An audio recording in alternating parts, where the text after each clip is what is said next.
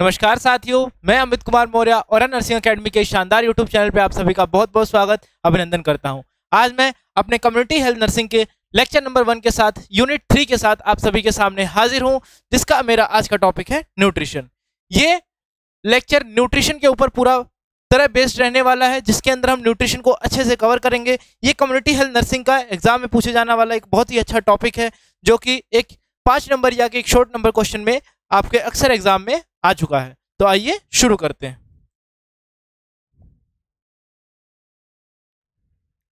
तो न्यूट्रिशन पढ़ने से पहले हम जान लेते हैं कि व्हाट इज न्यूट्रिशन। न्यूट्रिशन के बारे में अच्छे से जान लेते हैं कि न्यूट्रिशन क्या होता है। Nutrition is the study of food, its composition and the amounts needed by the body and its effect on the body. Nutrition क्या है? स्टडी है किस चीज की? फूड की और उसके कंपोजिशन की और the amount needed by the body and its effect on the body. इन सभी की स्टडी को हम क्या कहते हैं? न्यूट्रिशन कहते हैं। ठीक है, उसके बाद डेफिनेशन देख लेते हैं। जो इसके अंदर मेन डेफिनेशन आने वाले हो, उन डेफिनेशंस को एक बार हम इसके अंदर देख लेते हैं कि जैसे कि फूड की डेफिनेशन क्या है? Food is any substance solid और liquid that contains nutrients. Food क्या है? फूड ऐसा कोई भी एक सब्सटेंस है जिसके अंदर कोई भी न्यूट्रिएंट पार्टिकल होता है, तो उसे हम क्या बोलते हैं? उसे हम फूड बोलते हैं। उसके बाद न्यूट्रिएंट्स क्या होते हैं? न्यूट्रिएंट्स क्या है? Nutrients are the substances that can be digested and used by the body. Nutrition क्या है? ऐसे सब्सटेंसेस हैं जो कि हमारे बॉडी के द्वारा डाइजेस्ट किए जाते हैं और उन्हीं के द्वारा यूज किए जाते हैं, तो उन्हें हम क्या बोलते हैं? उन्हें हम न्यूट्रिशन बोलते हैं, न्यूट्रिएंट्स बोलते हैं। तो न्यूट्रिएंट्स समझ में आ गया और फूड समझ में आ गया। इसके बाद हम लोग देखते हैं कि एलिमेंट्स क्या होते हैं। What are the elements? Elements क्या होते हैं? All nutrients are made up of elements. सारे न्यूट्रिएंट्स किसके बने होते हैं? एलिमेंट्स के बने होते हैं। तो एलिमेंट्स है क्या? Elements are the simple substances that can not be broken down in any other simple substances. ऐसे सिंपल सब्सटेंसेस होते हैं जो कि और छोटे सिंपल सब्सटेंसेस में नहीं तोड़े जा सकते, उनको हम क्या बोलते हैं? उनको एलिमेंट्स बोलते हैं। ठीक है, उसके बाद नेक्स्ट पॉइंट है डाइट। डाइट के बारे में जान लेते हैं। डाइट क्या है? Diet is nothing but it is the selection of food which we are going to eat. The selection of food each person eats. जो भी फूड का सिलेक्शन होता है जो कि एक पर्सन ईट करता है, उसे हम क्या बोलते हैं? उसे हम डाइट बोलते हैं।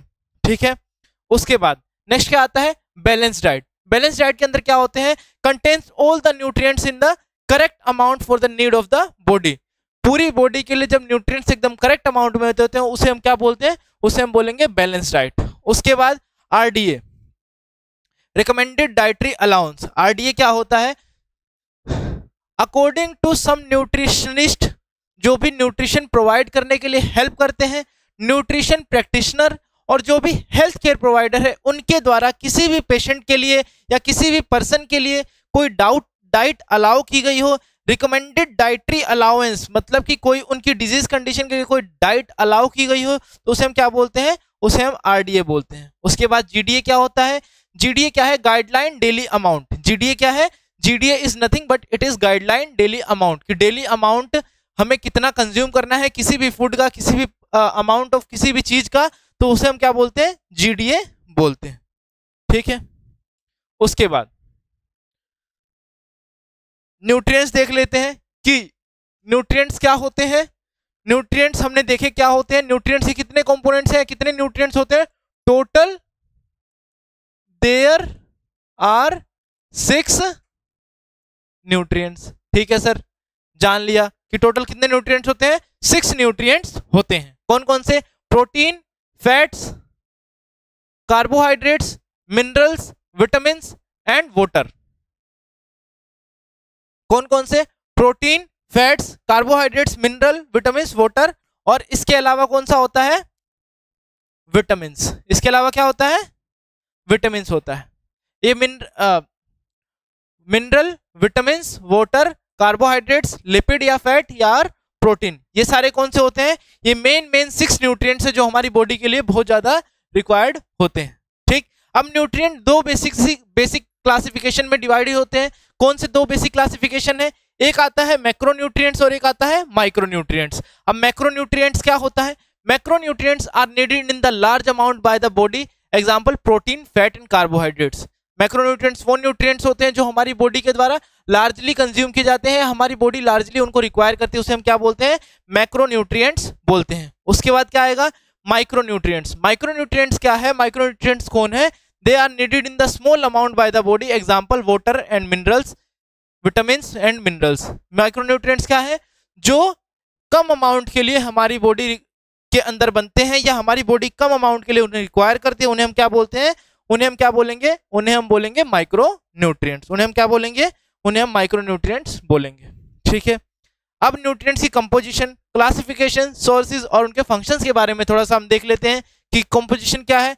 The elements that make up the nutrient, जो भी एलिमेंट होगा न्यूट्रिएंट के अंदर जो उसे न्यूट्रिएंट बनाएगा वो क्या है? उसकी कंपोजिशन होगी। Classification, dividing things into group and classes.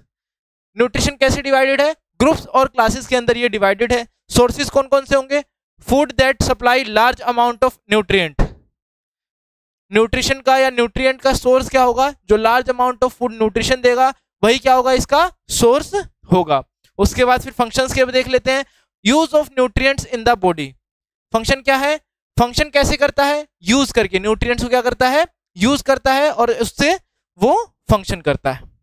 ठीक है, उसके बाद प्रोटीन, प्रोटीन के बारे में देख लेते हैं। What is protein? Protein is the structural unit of our body. Protein क्या है? स्ट्रक्चरल यूनिट है हमारी बॉडी का। किससे मिलके बना होता है? Made of the elements carbon, hydrogen, oxygen and nitrogen. Protein is the only nutrient with nitrogen which is needed for growth. Protein क्या है? एक ऐसा ओनली न्यूट्रिएंट जिसके पास क्या है? नाइट्रोजन है, जो कि हमारी बॉडी की ग्रोथ के लिए बहुत ही ज्यादा रिक्वायर्ड होता है। The element join from amino acids.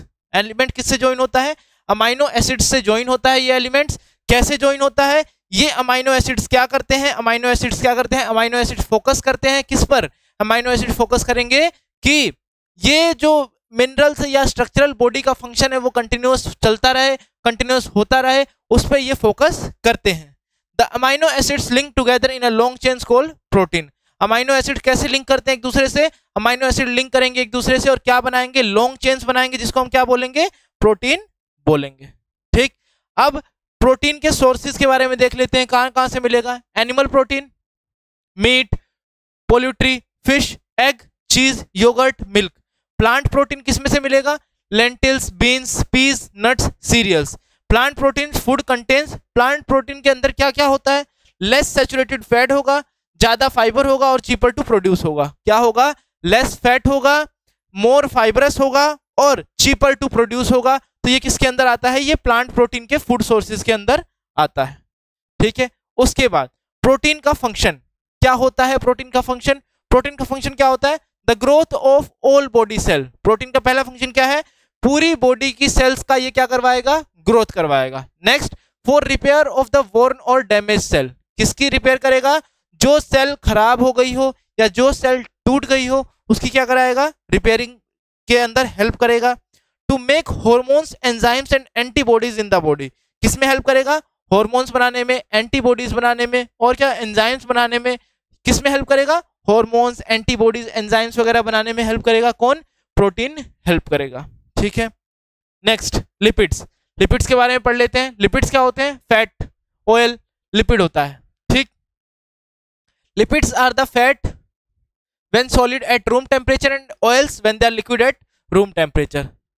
Solid भी फॉर्म में रहेगा और लिक्विड भी फॉर्म में रहेगा। किससे बना होता है? 3 एलिमेंट से मिलकर बना होता है, कार्बन, हाइड्रोजन एंड ऑक्सीजन। किससे बना होगा? CHO, carbon, hydrogen and oxygen. The elements makeup the units called glycerol and fatty acid. क्या बनाते हैं? कौन से यूनिट्स बनाएंगे? इनकी यूनिट्स को क्या बोला जाता है? जैसे प्रोटीन में इनकी यूनिट्स को क्या बोला जाता है? Amino acids. ऐसे इनमें क्या बोला जाएगा? ग्लिसरॉल या fatty acid. Each glycerol joints with 3 fatty acid to form a lipid. एक ग्लिसरॉल 3 फैटी एसिड के साथ जुड़ेगा तो वो क्या बनाएगा? एक लिपिड बनाएगा। जी हाँ दोस्तों, ये बात ध्यान रखनी है कि एक ग्लिसरॉल 3 फैटी एसिड से जब ज्वाइन करेगा तो एक क्या बना देगा? लिपिड बना देगा। ठीक, अब लिपिड की क्लासिफिकेशन एक बार देख लेते हैं कि लिपिड 2 तरीके से क्लासिफाइड है। कैसे? Sir, saturated lipid and unsaturated lipid. तो सैचुरेटेड लिपिड और अनसैचुरेटेड लिपिड के बारे में भी जान लेते हैं कि animal fat solid at room temperature, saturated कौन से होते हैं, जो एनिमल फैट होता है जो सॉलिड रहे रूम टेम्परेचर पे उसे हम क्या बोलते हैं, सैचुरेटेड फैट। और अनसैचुरेटेड क्या होता है, plants and fish oil liquid at room temperature, plants के अंदर से या फिश ऑयल जो लिक्विड रहे किस पर, रूम टेम्परेचर पे। इसको आप ऐसे भी याद रख सकते हैं कि सैचुरेटेड में क्या होता है, सिंगल बॉन्ड, क्या होता है, सिंगल बॉन्ड। आपने 12th क्लास में ऑर्गेनिक केमिस्ट्री में जरूर पढ़े होंगे सैचुरेटेड एंड अनसैचुरेटेड फैट्स। और अनसैचुरेटेड में क्या होता है, डबल बॉन्ड या फिर ट्रिपल बॉन्ड। तो ऐसे भी इसको आप ध्यान रख सकते हैं, ठीक है, इस प्रकार से। ठीक, अब उसके बाद नेक्स्ट,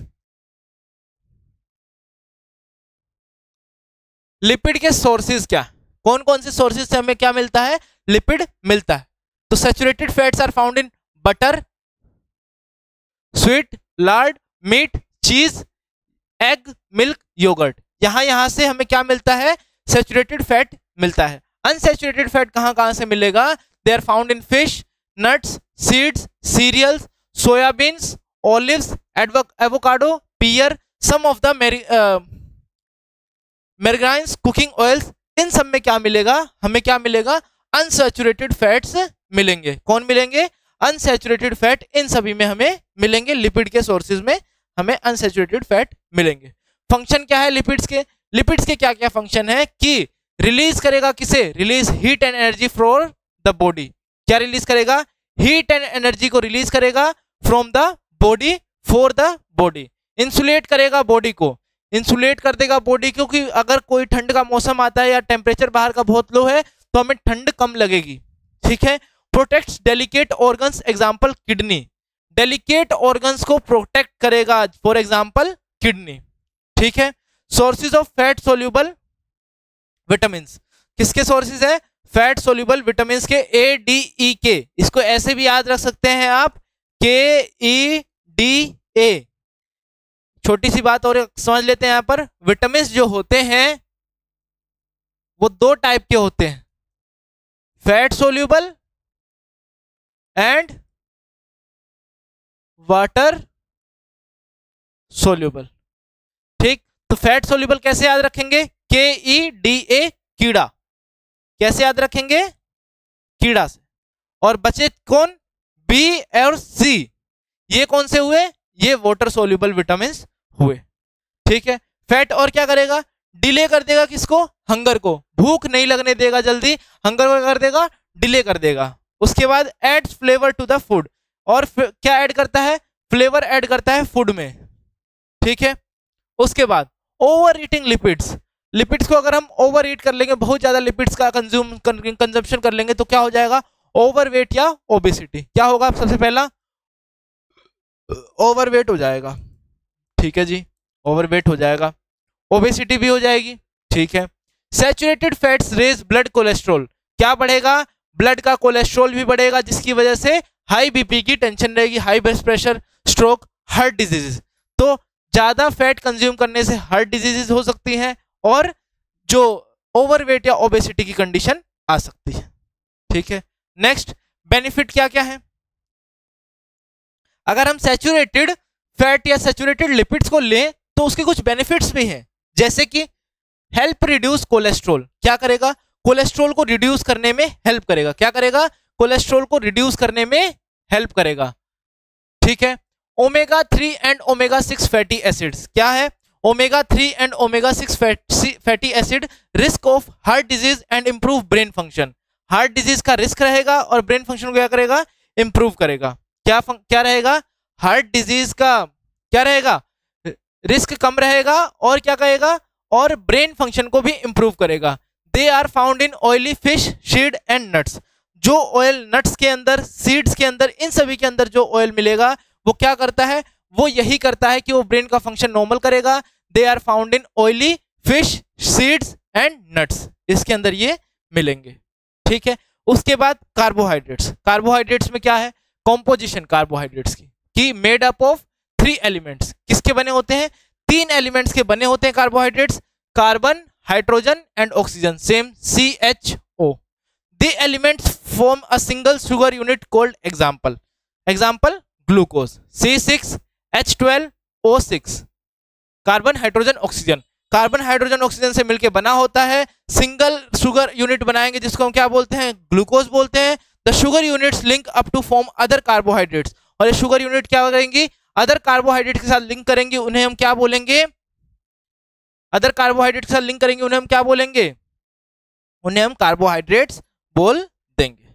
ठीक, क्लासिफिकेशन क्या है, 3 क्लासेस में ये क्या है, कार्बोहाइड्रेट्स डिवाइडेड है, शुगर्स में, स्टार्चेस में और सेलुलोज में। किसमें किसमें, शुगर, स्टार्च और सेलुलोज में। सेलुलोज का example fibre and roughage, fibre and roughage के अंदर क्या मिलता है, सेलुलोज मिलता है। शुगर, स्टार्च और सेलुलोज, ये 3 क्लासेस के अंदर कार्बोहाइड्रेट्स डिवाइडेड है। ठीक है, क्लियर हो गया यहां तक, समझ में आ रहा है सभी को। ठीक, उसके बाद कार्बोहाइड्रेट्स के सोर्सेज क्या क्या है, कौन कौन से सोर्स से हमें कार्बोहाइड्रेट्स मिलता है, कौन कौन से मेन सोर्सेज हैं कार्बोहाइड्रेट्स के, वो इसके अंदर हम देख लेते हैं। Sugar are found in fruit, honey, table sugar, cakes, biscuit, sweet, fizzy drinks, jam, इन सभी के अंदर क्या मिलेगा, हमें शुगर मिलेंगे, जो कि हमें सीधा कोई भी मीठा फूड या कोई भी ऐसा फूड जिसके अंदर शुगर अवेलेबल हो तो वहां से हमें क्या मिलेगा, शुगर मिल जाएगा। स्टार्चेस कहाँ मिलेंगे, स्टार्च कहाँ मिलेगा, starch is also the main source of carbohydrate. तो स्टार्च कहाँ मिलेगा, ब्रेड के अंदर, पोटैटो के अंदर, पास्ता के अंदर, राइस के अंदर सबसे ज्यादा हमें स्टार्च देखने को मिलेगा। ठीक, देखिए कभी आपने चावल अगर कुक किया होगा तो चावल को कुक करने से पहले धोया जाता है, तो जब उसको हम धोते हैं तो उसमें से व्हाइट कलर का, जैसे ही हम उसके अंदर पानी डालेंगे तो वाटर जो हो जाएगा व्हाइटिश कलर का हो जाएगा। किसकी वजह से हो जाता है, क्योंकि पानी, चावल के अंदर क्या होता है, स्टार्च, और स्टार्च होते हैं 2 टाइप के। कितने टाइप के, स्टार्च कितने टाइप के होते हैं, स्टार्च होते हैं 2 टाइप के, एक सोल्यूबल और एक इनसोल्यूबल। तो सोल्यूबल स्टार्च होता है वो पानी के साथ घुल जाता है, जो कि क्या फॉर्म कर लेता है, जो व्हाइटिश कलर का फॉर्म कर लेता है, वो क्या होता है, स्टार्च होता है।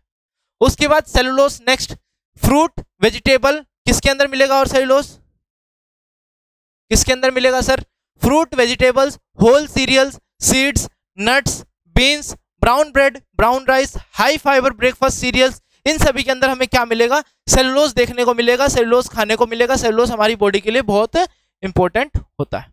फंक्शन क्या है, मेन फंक्शन ये है इसका कि हमारी बॉडी का प्राइमरी एनर्जी का सोर्स होता है, और ये हमारी बॉडी को क्या प्रोवाइड करता है, एनर्जी प्रोवाइड करता है। जी है, बिल्कुल ठीक है सर।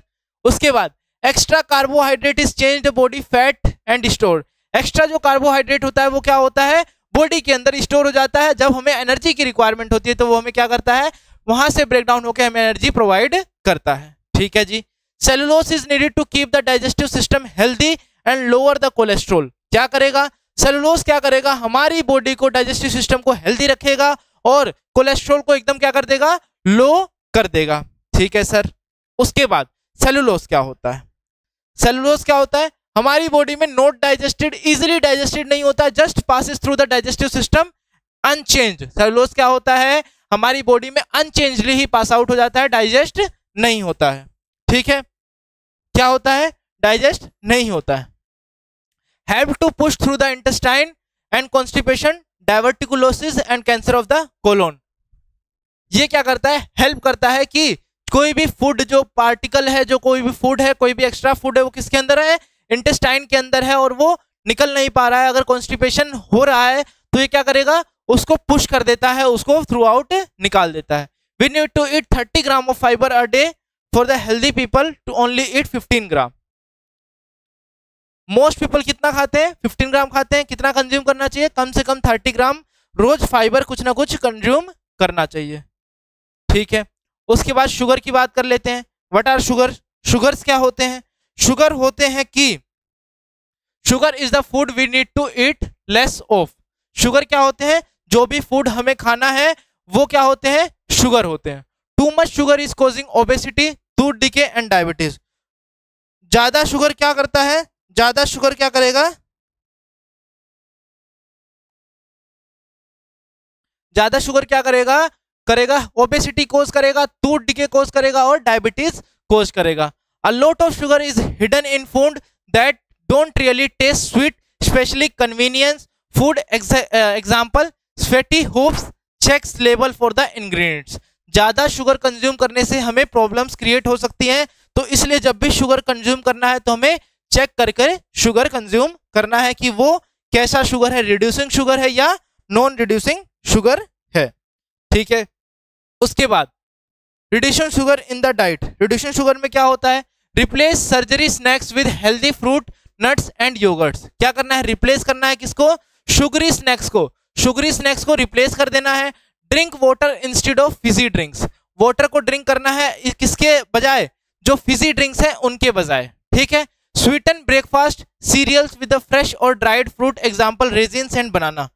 बनाना और रेजिन्स को अवॉइड करते हुए हमें क्या करना है, स्वीटन ब्रेकफास्ट सीरियल्स को कंज्यूम करना है। इन चीजों को हमें इसके अंदर कंज्यूम करना है। उसके बाद check sugar content on the food labels and choose low sugar foods. क्या करना है, लो शुगर फूड हमें कंज्यूम करना है, लेबल्स को चेक करके इसके अंदर। ठीक है, नेक्स्ट क्या आता है, अब हमने मैक्रोन्यूट्रिएंट्स तो यहाँ पर कवर कर लिए हैं, सारे मैक्रोन्यूट्रिएंट्स जो भी इसके अंदर थे वो हमने इसके अंदर कवर कर लिए हैं। उसके बाद मैक्रोन्यूट्रिएंट्स हमने कवर कर लिए, उसके बाद हम क्या पढ़ेंगे, माइक्रोन्यूट्रिएंट्स पढ़ना शुरू करेंगे, जो कि क्या है, माइक्रोन्यूट्रिएंट्स में क्या आएगा, विटामिन्स, जो कि एसेंशियल होते हैं for good health.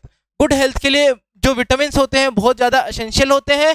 Each vitamin has its own job to do in the body. सब विटामिन का अपना अलग अलग फंक्शन है बॉडी के अंदर, सब विटामिन अपना अलग अलग बॉडी के अंदर काम करते हैं। If a vitamin is missing from the diet, a deficiency disease can ओकर। अगर विटामिन मिस है डाइट में से तो क्या ओकर होगा, कोई भी डेफिशिएंसी डिजीज ओकर होगा, जिसके अंदर हम चेक करेंगे कि विटामिन के अंदर क्या हो रहा है।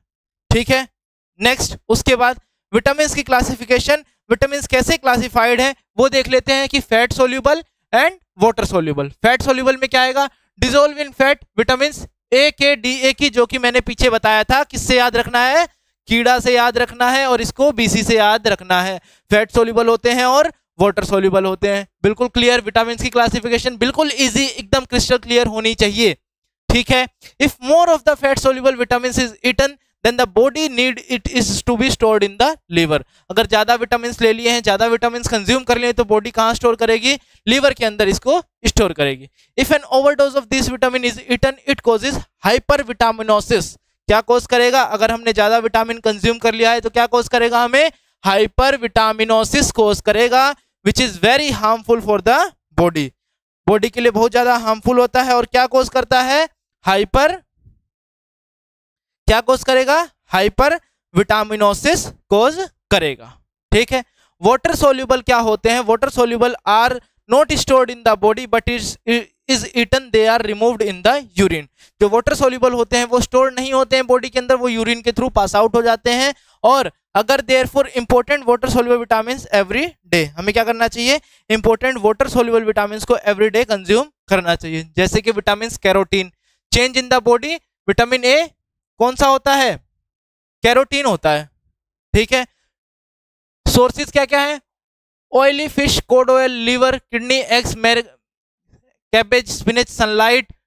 विटामिन डी सनलाइट से, कूल लीवर ऑयल से, सैल्मोन से, सेरेडिन से, मेर्जिन से, बटर, एग, इन सब से मिलता है। फंक्शन क्या है, आईसाइट की ग्रोथ करेगा और ये बोन्स की ग्रोथ करवाएगा और टूथ की ग्रोथ। अगर डेफिशिएंसी हो जाएगी विटामिन ए की तो क्या होगा, retarded growth, night blindness, unhealthy membranes linings. और अगर डी की कमी हो जाएगी तो क्या हो जाएगा, रिकेट्स, टूथ डिके, और क्या होगा, ऑस्टियोपोरोसिस होने के चांसेस हैं। ठीक है, अब विटामिन बी और सी। विटामिन बी क्या है, फोलिक एसिड। कहां से मिलेगा, meat, fish, egg, cereals, flour, yeast, pulses, brown bread, supplements, इन सबसे हमें क्या मिलेगा, विटामिन बी मिलेगा, जो कि फंक्शन क्या करेगा, energy from the food for a healthy nervous system, for the healthy growth of foetus, foetus की ग्रोथ करने के लिए, प्रेगनेंसी में वुमेन की हेल्प करने के लिए, इन सब में क्या करता है vitamin D, vitamin B function play करता है। डेफिशिएंसी से क्या होगा, रिटार्डेड ग्रोथ होगी, टायर्डनेस होगी, हमें बेरी बेरी सिंड्रोम हो सकता है, पिलेग्रा हो सकता है, न्यूरल ट्यूब डिसऑर्डर्स हो सकते हैं। इसके अंदर क्या क्या हो सकते हैं, न्यूरल ट्यूब डिसऑर्डर हो सकते हैं, और क्या हो सकता है, और बेरी बेरी, पिलाग्रा और न्यूरल ट्यूब डिजीज हो सकती है। विटामिन सी की कमी से क्या हो जाएगा, कहाँ कहाँ से मिलता है? Fruit, specially black currant, citrus fruit, oranges, इन सभी से हमें क्या मिलेगा? विटामिन सी मिलेगा। Healthy skin and gum antioxidant fight infection, strengthen blood vessel, aids healing. और कोज क्या करता है? स्कर्वी कोज करता है। ठीक है, समझ में आ गया? अब विटामिन के ऊपर टेस्ट है, ये सारे क्वेश्चन एक बार आप नोट कर लीजिए, स्क्रीनशॉट कर लीजिए। अगर ये क्वेश्चंस आपसे इस लेक्चर के बाद सोल्व हो जा रहे हैं तो ये लेक्चर बिल्कुल अच्छे से आपने पढ़ लिया है। ये क्वेश्चंस को एक बार आप देख लीजिए, एक बार इसको स्क्रीनशॉट लेके रख लीजिए। ठीक है, आगे बढ़े। ओके, ठीक। तो हमने इस लेक्चर में क्या कवर किया? न्यूट्रिशन के बारे में कवर किया। ठीक है, किसके बारे में कवर किया? न्यूट्रिशन के बारे में कवर किया। इसके अंदर हमने सारे मैक्रो माइक्रो न्यूट्रिएंट्स पढ़े, सबके बारे में इन डिटेल स्टडी किया और इन चीजों को अच्छे से पढ़ा।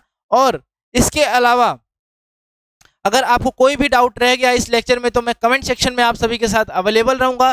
कोई भी डाउट पूछने के लिए आप मुझे कमेंट कर सकते हैं। लेक्चर के बारे में कोई भी चीज़ पूछनी है या कोई भी टाइम टेबल पूछना है या कोई भी चैप्टर के बारे में कोई डाउट है या किसी टॉपिक पे आपको कोई वीडियो चाहिए तो आप कमेंट सेक्शन में कमेंट करके इनसे वीडियो बनवा सकते हैं या वीडियो का स्टडी मटेरियल आप ले सकते हैं। तो मिलते हैं नई ऐसी एक नई धमाकेदार वीडियो में, तब तक के लिए नमस्कार।